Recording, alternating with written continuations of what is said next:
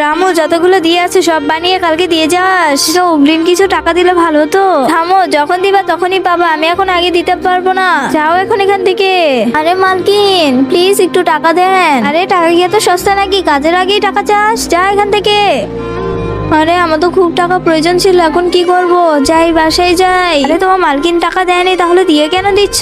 আরে ওনারা বলো, ওনাদেরকে দিয়ে না দেওয়া যায় নাকি? আচ্ছা টাকা দিয়ে দিবে তো পরে।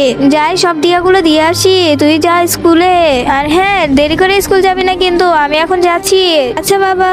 আরে দাদি জানেনই তো ঝাড়বাতি কত দাম, এই জন্য এবার দিয়ে দিই, পুরো ঘর সাজাবো, সুন্দর হবে অনেক। হ্যাঁ হ্যাঁ, তুমি ঠিকই বলেছো, দিয়ে দিয়ে সাজালে আরো বেশি সুন্দর লাগে, আর দামেও কম। হ্যাঁ হ্যাঁ মালকিন, আপনার দিয়ে এসে পড়েছে, এই নেন আপনার সব দিয়ে। আচ্ছা রামু দাও আমাকে। মালকিন দাঁড়ান, আমাকে টাকাটা তো দিয়ে যাবেন। আমার টাকাটা?